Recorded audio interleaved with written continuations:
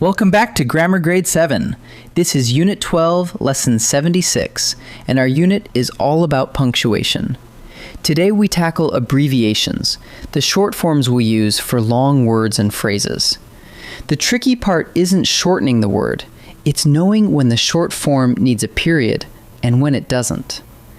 By the end of this lesson, you'll handle titles, initials, times, days, and even mailing addresses with confidence. Let's get started. Before we dive in, here's our map for today's lesson on abbreviations.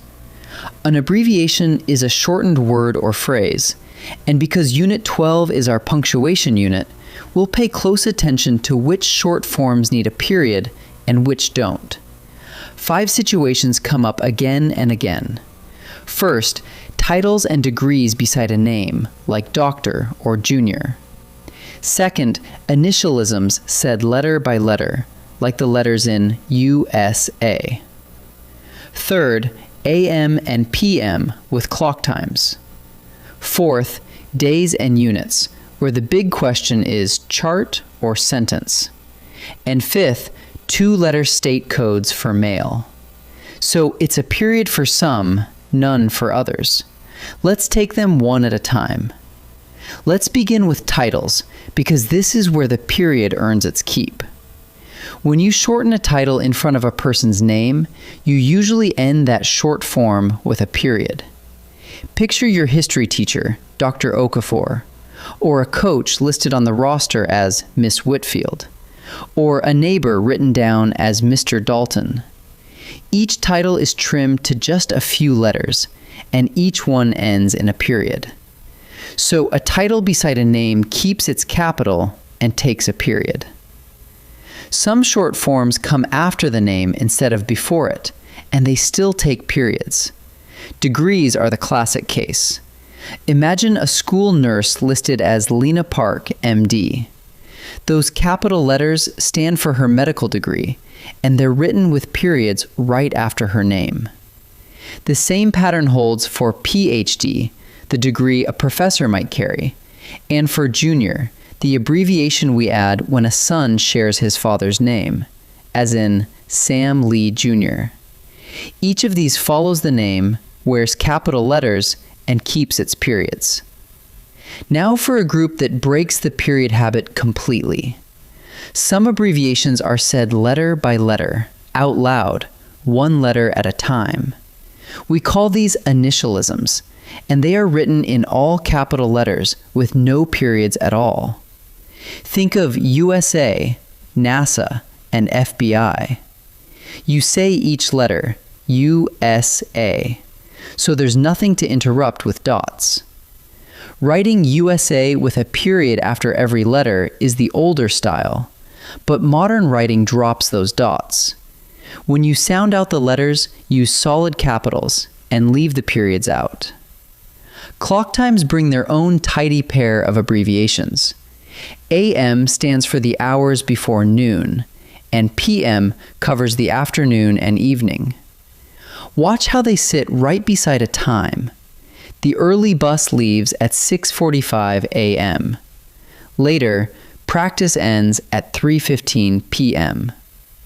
Notice that each one uses capital letters with periods, and each one hugs the number it belongs to. Before noon, a.m. Afternoon, p.m. Here's a rule that trips people up. Days of the week and units of measure have short forms, but you don't use them everywhere. In an ordinary sentence, you spell them out.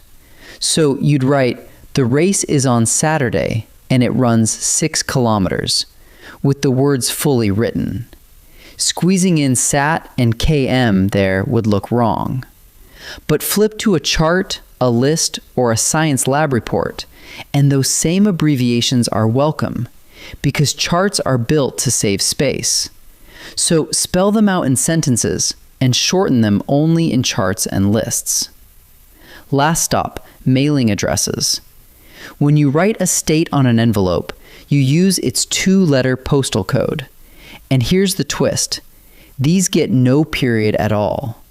2 capital letters, and that's it. A letter to Austin would show TX for Texas. One to Toledo would show OH for Ohio. And one to Miami would show FL for Florida. Two capitals, no period, sitting neatly after the city. Let's gather all of this into one quick check. Is it a title or degree next to a name? Keep the period, like doctor or junior. Are you sounding out the letters one by one? Use all capitals with no period, like USA. Is it a clock time? Reach for AM or PM.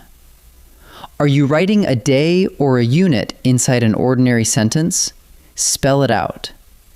And remember, in charts, lists, and on mailing labels, you can abbreviate freely. Match the short form to the situation, and you'll punctuate it correctly every time. Let's practice. Time to practice. In this first set, I'll show two versions of a sentence, and you choose the one that abbreviates correctly. Think about whether a period belongs there or not.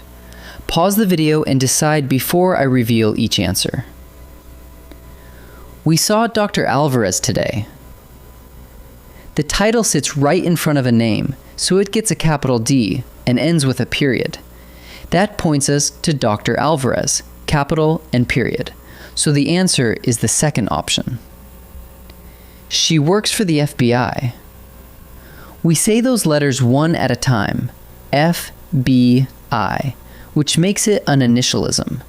Initialisms are written in solid capitals with no periods, so the answer is the second option. The trip is on Monday. This is a plain, ordinary sentence, not a chart, so the day of the week should be spelled out in full. Mon would only fit inside a chart or a list, so the answer is the second option. Nicely done.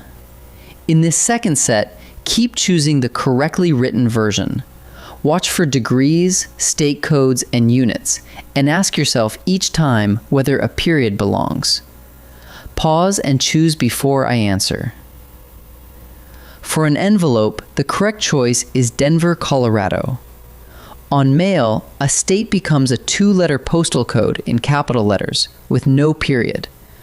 Colo is the older abbreviation, but the postal code is CO, so the answer is the second option. Priya Shah, PhD.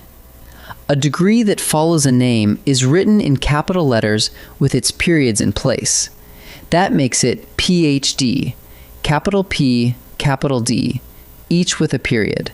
So the answer is the second option. The shelf is 3 feet long. Inside a normal sentence, a unit of measure is spelled out, so we write feet, not the abbreviation. You'd only shorten it to FT in a chart or a scientific note, so the answer is the first option. Let's gather up what we learned. When you shorten a title, a degree, or junior beside someone's name, you keep the capital and the period, as in doctor and PhD. When you sound out letters one by one, write all capitals with no periods, like USA and FBI, and reach for AM and PM with clock times. Days of the week and units of measure get spelled out inside ordinary sentences, and you abbreviate them only in charts, lists, and scientific writing. And on an envelope, a state shrinks to a two-letter code, like TX. Match each short form to its place, and your punctuation will follow along. Great work today, and I'll see you in the next lesson.